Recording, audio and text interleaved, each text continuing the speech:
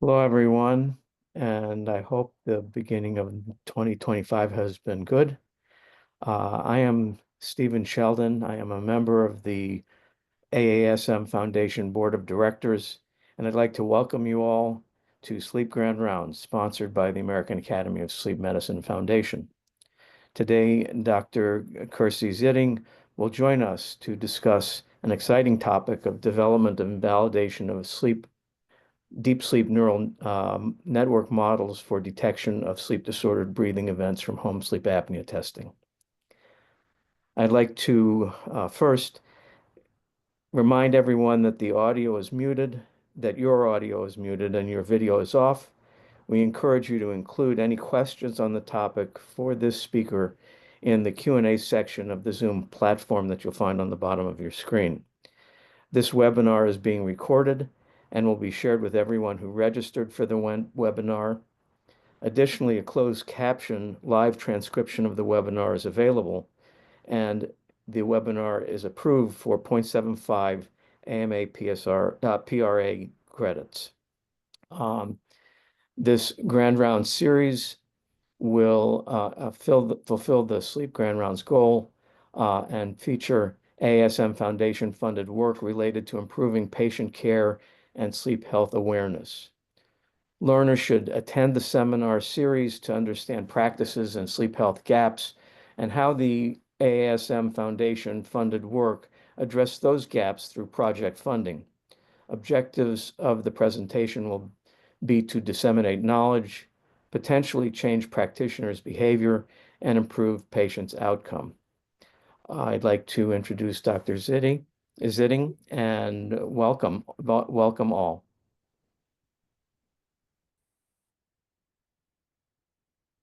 Do I have the floor?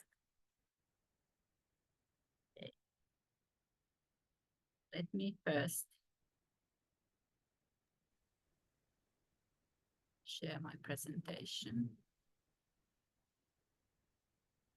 Okay. So thank you, Dr. Sheldon, for that kind introduction. And I would like to first start by thanking the ASM Foundation for generously funding my research and, of course, giving me the opportunity to talk about my work here today.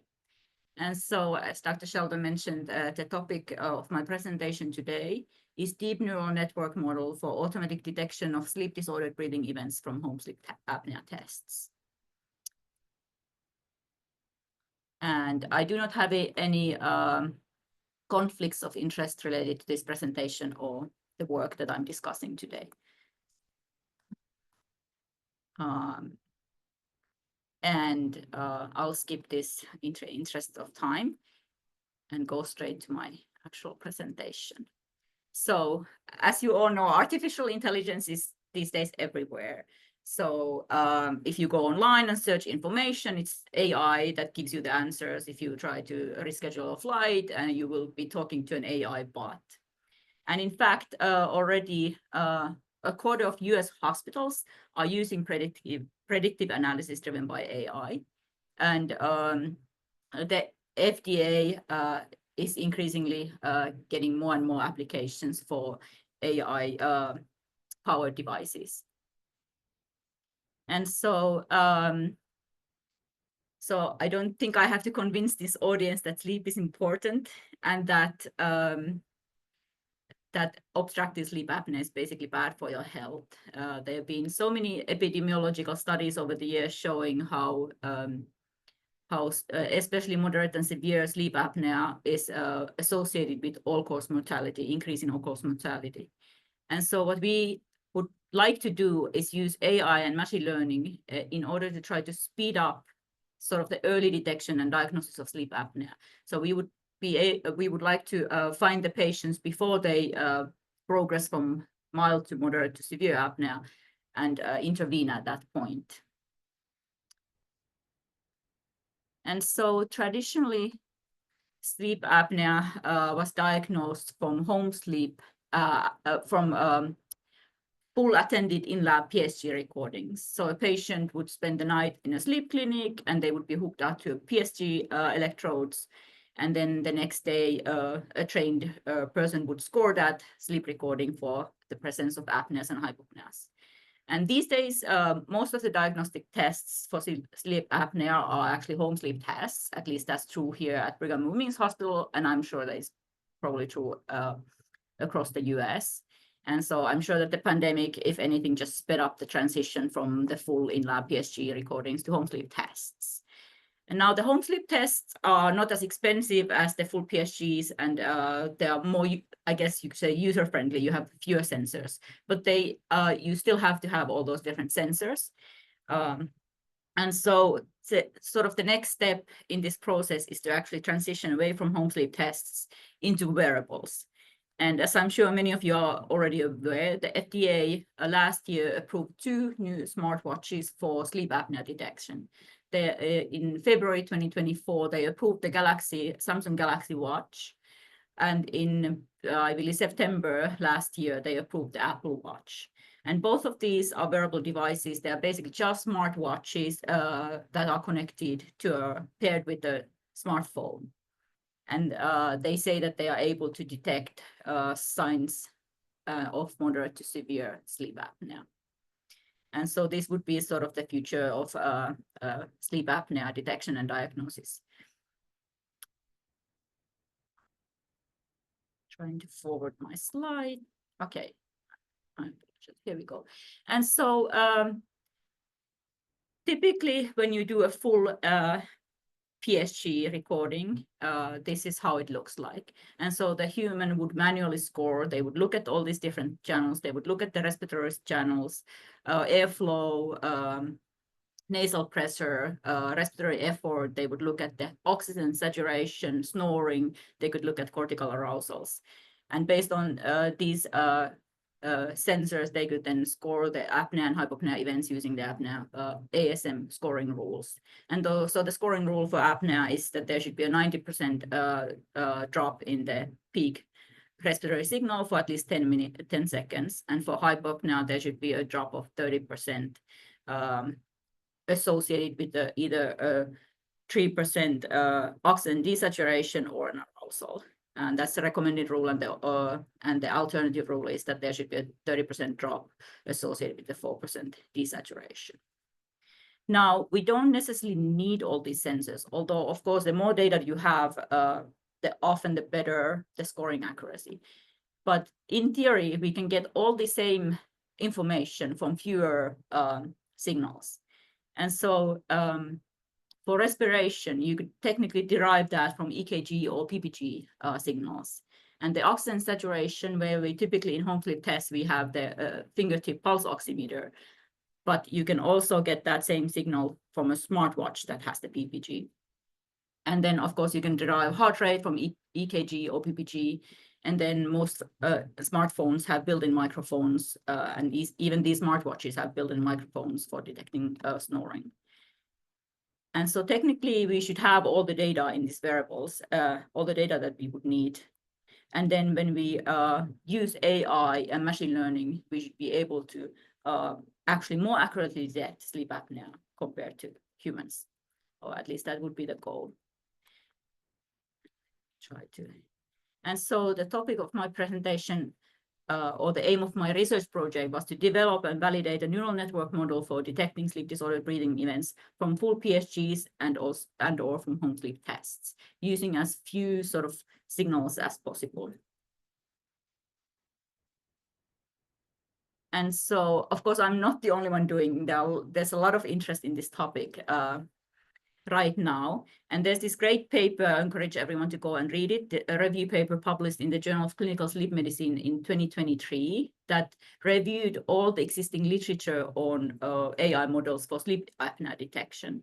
And so if you're interested in learning more about what signals can be used and what different AI models have been tested, what machine learning techniques like convolutional neural networks and long short-term memory, Bayesian networks, you should go and read this wonderful paper.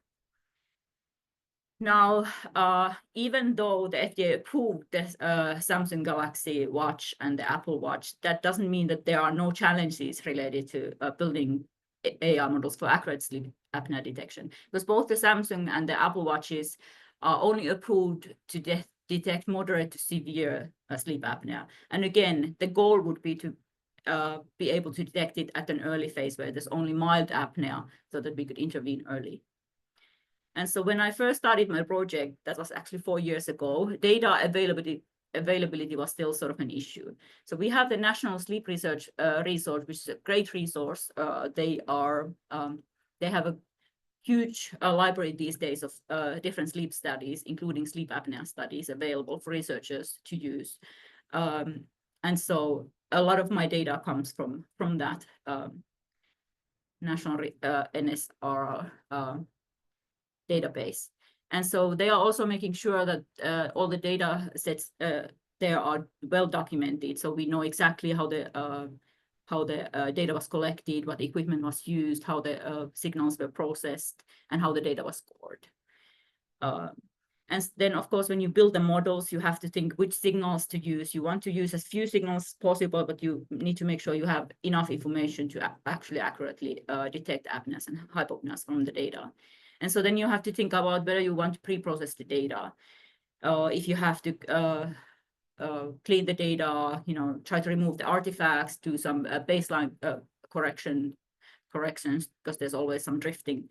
And so ideally for these new AI models, you wouldn't have to do much of pre-processing. You could just use the raw signals and do as little as possible. And then you have to decide on the model architecture. You have to optimize your hyperparameters. But I would say at this point, the data and the model are not the issue or the bottleneck right here. I would say at this point, we're at the point where we sort of have to convince the clinicians that our models are working, that they perform well, and then we have to address the trust and bias issues inherent in the AI models. And I'll talk a little bit about that towards the end of my presentation if I have time. Now, again, when I first started my project, I first had to find the data. So again, there are a lot more data available nowadays, but my data set consists of 10 independent data sets with over 12,000 PSGs that have been manually scored for sleep disorder, breathing events, apneas and hypopneas, and also cortical arousals. And so the first step actually was probably the most time-consuming step in this whole process. And so I had to harmonize all the event labels. So because the data comes from different sleep clinics and different people have scored it and using different software. So you have to first find all the labels for the various events. You have to, for example, what I did, I found all the obstructive, mixed, and central apnea labels, and I collapsed those into just one apnea class. And I did the same for hypopneas and cortical arousals. And so I ended up with a data set that has over 350,000 apneas, almost 2 million hypopneas, and over 1.6 million cortical arousals in this data. And so because sleep apnea is actually diagnosed using the apnea-hypopnea index.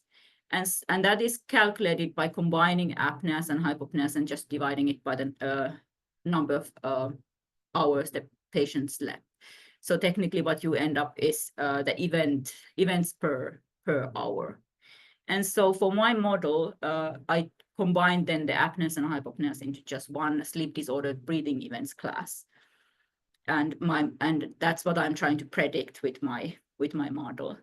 Now there's this problem with that I have a lot more hypopneas than I have apneas. And there's this known issue with hypopnea scoring that the reliability of or the agreement for hypopnea events is very low.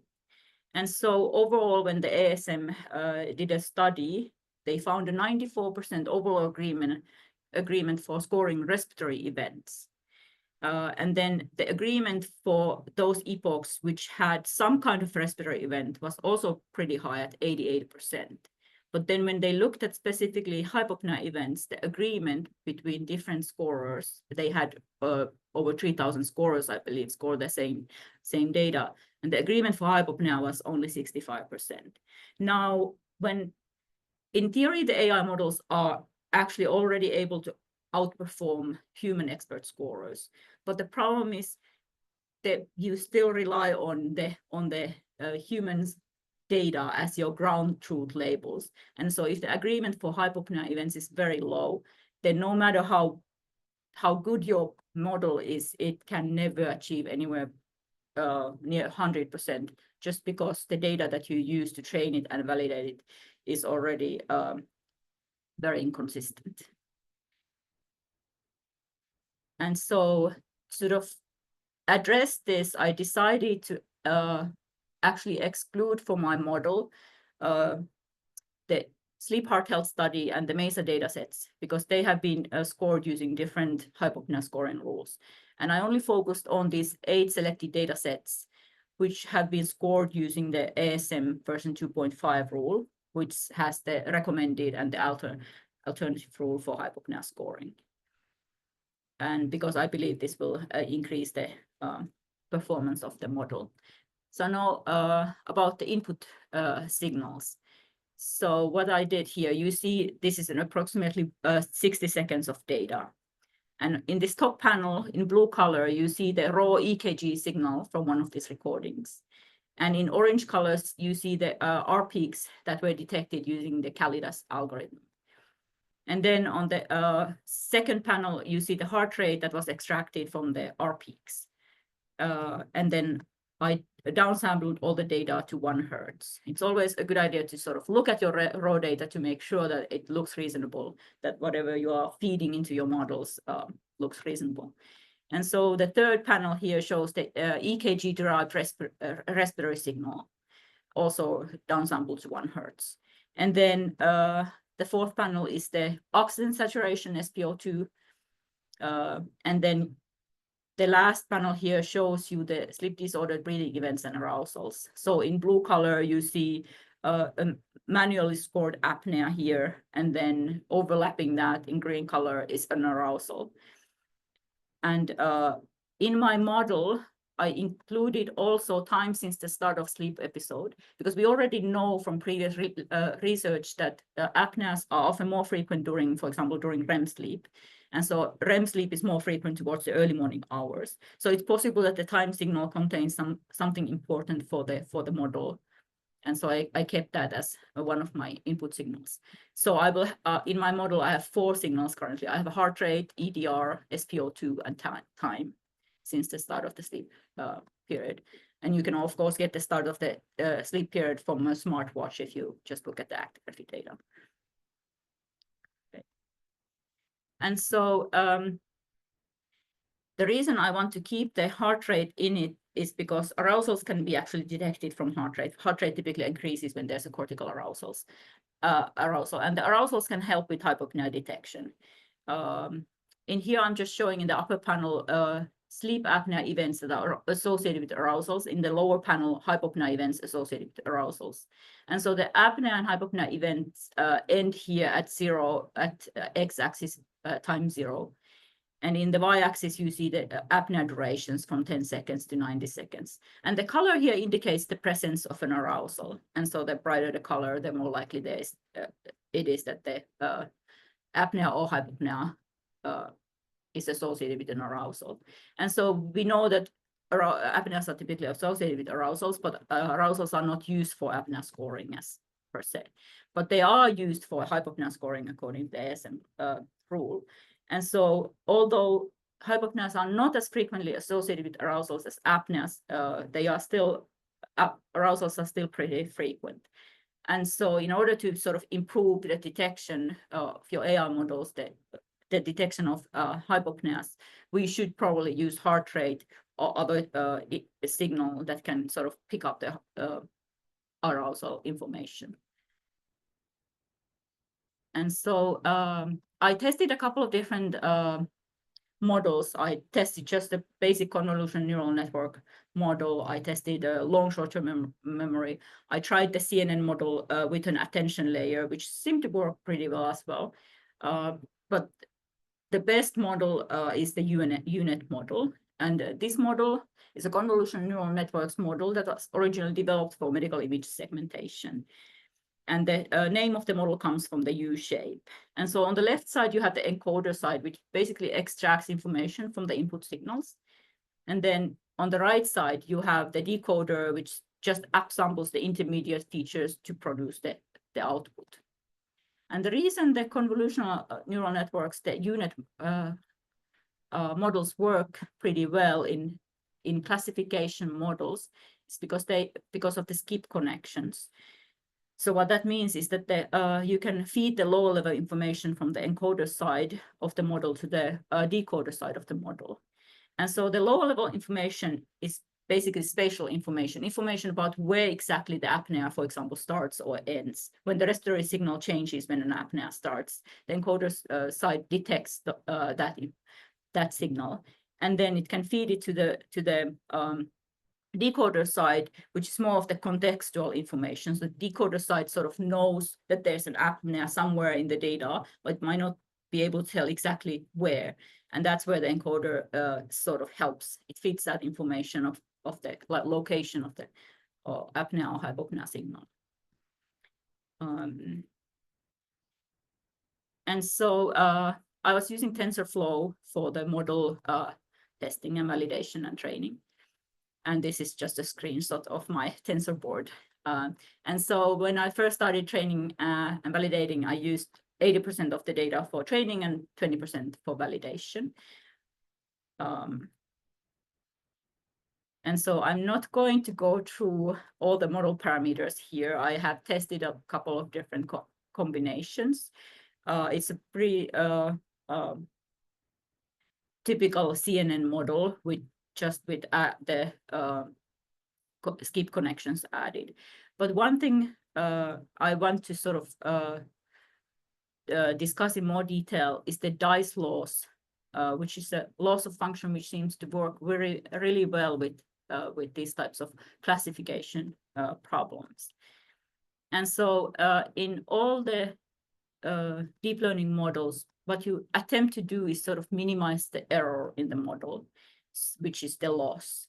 And so when you have the input signal, and then you feed it into the model, and then you get a prediction of whether a certain epoch or second is apnea or hypopnea, and that's your output. And then you compare it to the ground truth label, so basically human scored label for apnea or hypopnea, and you check what is the error between these two, and that's the sort of error in the model. And then you adjust the weights in the model, the parameters, based on that error to try to reduce the error slightly. And then you feed more data and so on.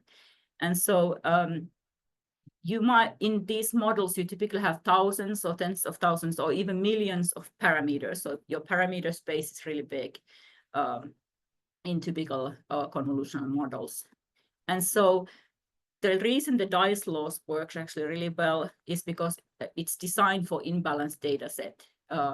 And apnea and hypopnea data is typically imbalanced, which means that you have more epochs or more seconds when there are no respiratory events compared to epochs or seconds where you do have apneas or hypopneas.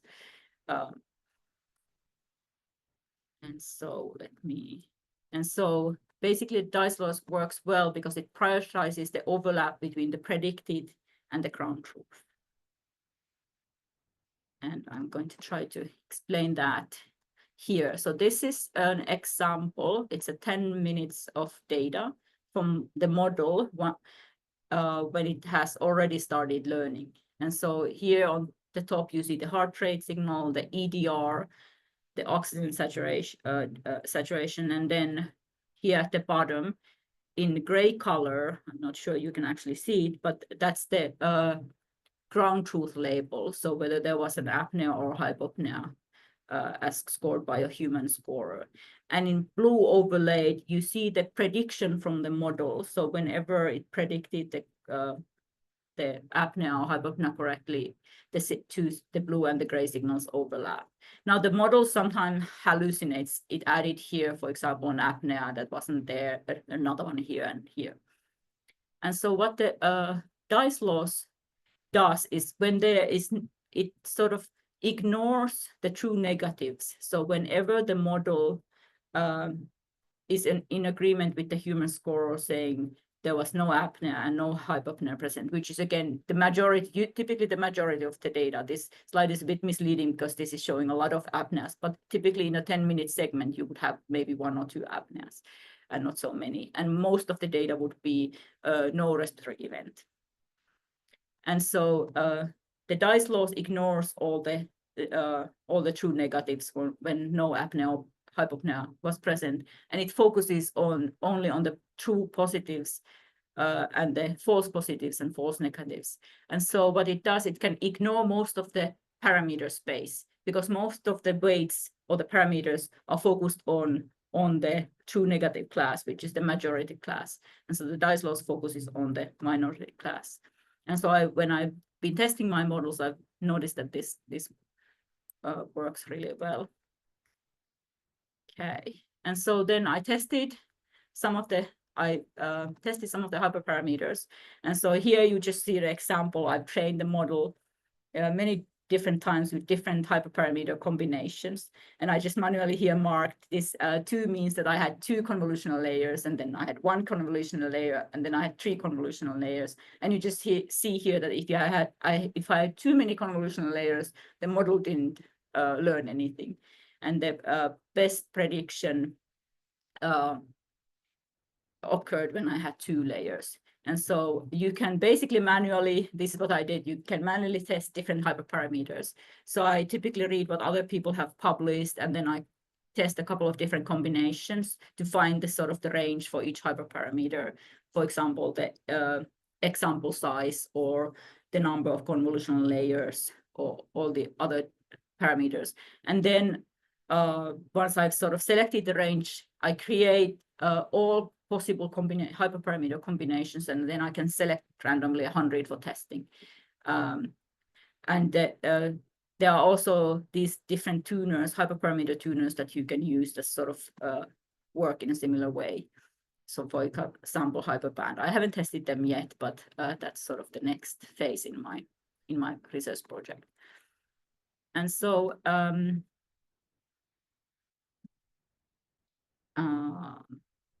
next to the actual results.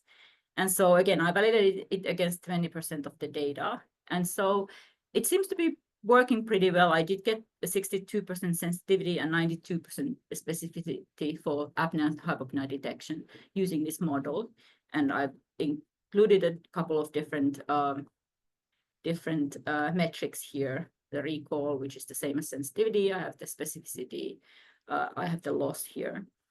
And the IOU, which is the intersection over union, another metric that is used in AI models. And then what I did is I retrained the model. Oh, excuse me, this is actually showing just the AUC from this best model. And it's not perfect. As I mentioned, the problem is the hypopnea agreement is so low that you will never be able to reach 100% basically. And then after I had sort of tuned the hyperparameters and optimized them and looked at my models, the best model, I tested it against holdout data set. So I took one of the 8 data sets and put that aside, and then I trained the model on the other 7 data sets, and then tested it against this holdout data set. And so the best model so far achieved 76% sensitivity and 87% specificity for apnea hypopnea detection, which is already decent, considering I didn't clean the data at all. So basically I only extracted the heart rate, but I didn't do any data cleaning or processing other than that at the very beginning. Whereas most people typically they try to remove the artifact or correct the baseline shift or do other things to sort of clean the data more. And this is just the AUC for the best performing model against the holdout data set. And just to summarize, so the best model achieved over 85% accuracy. And so what I'm planning to do next for this, I'm going to update the UNet model to also include prediction of the apnea hypopnea index, or potentially the severity, because it's typically classified into 4 severity classes: no apnea, mild, moderate, or severe. And so I could update this model to add another decoder that gets as an input signal the prediction for the apneas and hypopneas, and then based on that tries to actually predict the severity apnea severity. And that would be sort of the final output. And then the ASM Foundation actually gave me some of their ASM ISR gold standard data. So my plan is to validate it against that gold standard data set at the very end. And I will skip this in the interest of time since it's already 1:30, but we do have these problems then. And like once you have a perfect model, how do you sell it to the clinicians? Are they going to trust your model? And I would like to just thank some of my colleagues. Brandon helped me download all the data from the NSRR website, and he was helping me check all the event labels. And Dr. Kwan, Wellman, and Kushida kindly provided me a lot of the data. And Kara Griffin has been helping me get the Apple's data set, which I'm still processing. And then, of course, thank you to the ASM Foundation. And I would like to welcome everyone to attend this special symposium at the sleep meeting in June. Thank you very much.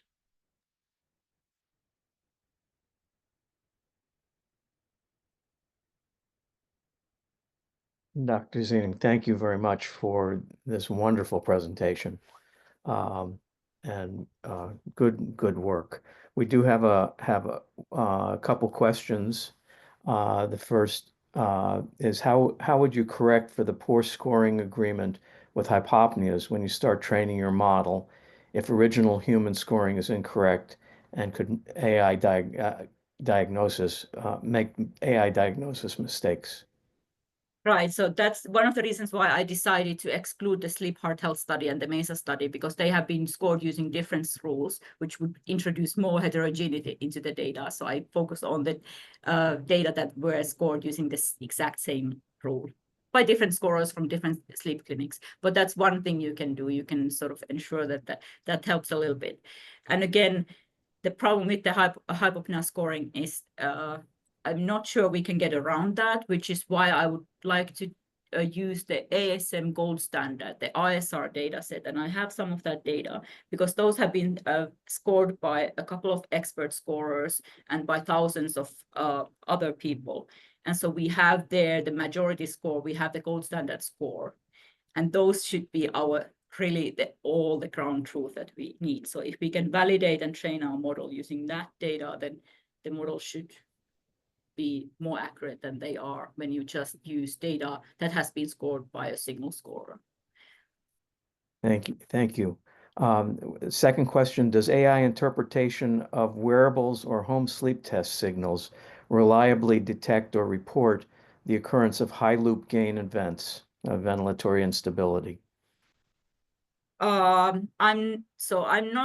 I haven't tested any of the actual wearables myself. I'm not very familiar. I've certainly followed the news, but I don't think I can answer that question because I haven't been involved in developing the models for the actual wearables. So my data comes from the home sleep tests.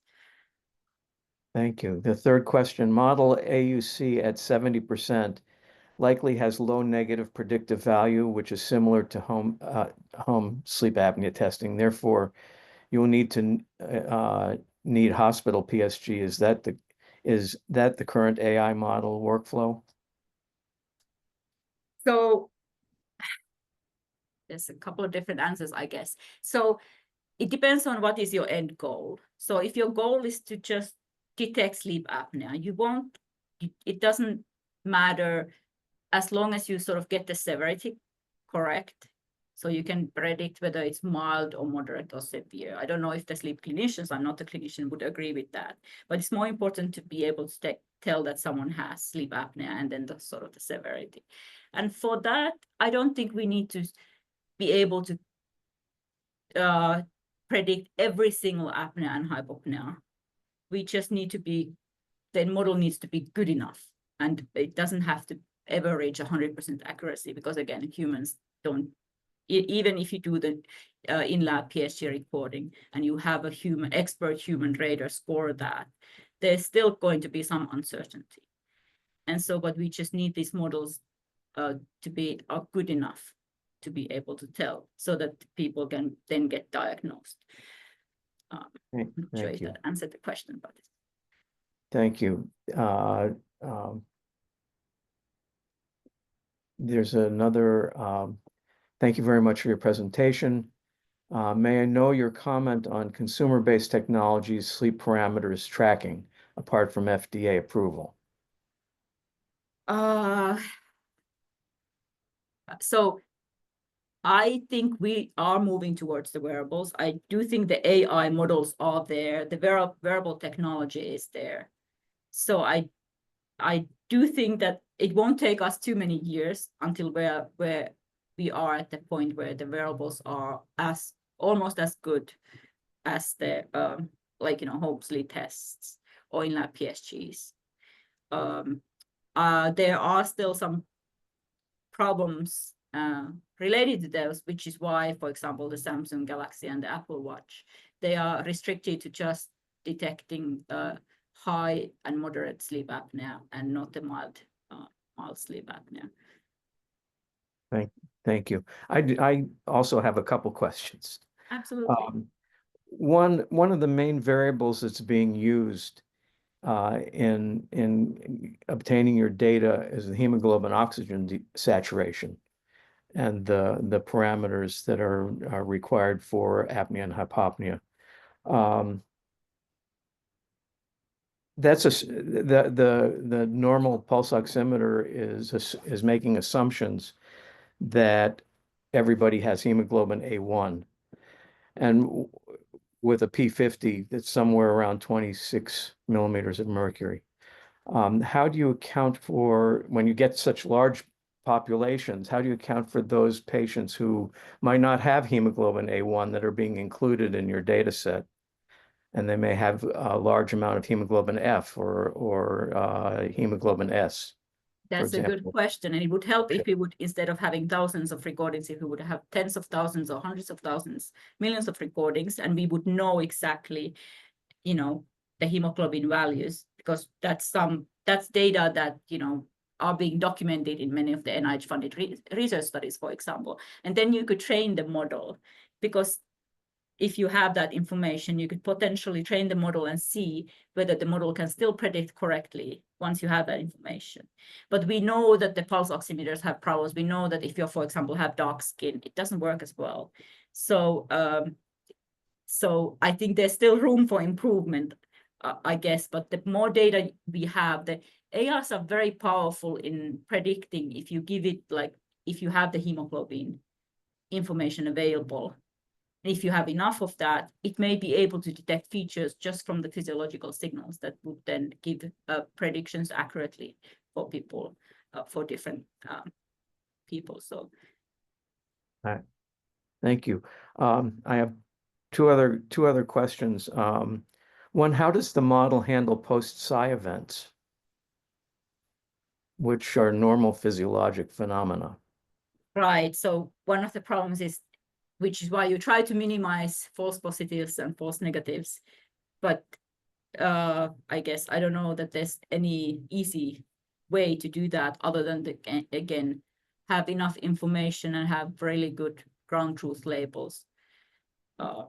Because humans may be able to detect features at the moment still that the AI models cannot, because it just doesn't have the data or the information. So you have to take careful think of which input signals are important. Thank you. There's another question. Is autonomic arousal, heart rate acceleration greater than 5 validated? I don't believe so. So I had only cortical arousals, so based on EG scoring. And so we know, I've actually looked at this, and I'm preparing a manuscript. Hopefully I'll publish that at some point, where I'm looking at how many of the arousals you can see from the EKG and what is the sort of correlation with cortical arousals. And so you might have false positives from some arousals that are not seen in EG, and vice versa. Some of the arousals that you see in the EG do not show up in the EKG. And how do we deal with that problem? Thank you. I, being a pediatric sleep specialist, wonder about children. Have children been looked at? And so actually, one of the data sets that I have that I didn't use for this specific model, but I definitely want to use, is from Dr. Stuart Kwan. He has this Tukasa. I'm not sure if you're familiar yes, with that. sure. data set that has been collected in children.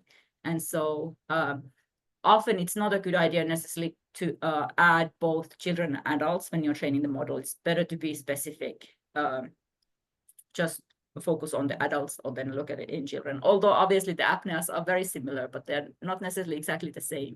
And so it's better to then train the models specifically for children after you've trained it in adults to validate it. The definitions are different in children. Yes, yes. So then you have to Another validate the models in children. Another question, if you have data regarding the arousal and desaturations, could the arousal followed by desaturations be different from arousals following the desaturation? I don't have a good answer to that question. I don't know. I know that people are looking into this, but yeah, I don't have it. Yeah, it's still under investigation. Good questions. Absolutely. Are there other questions from the participants?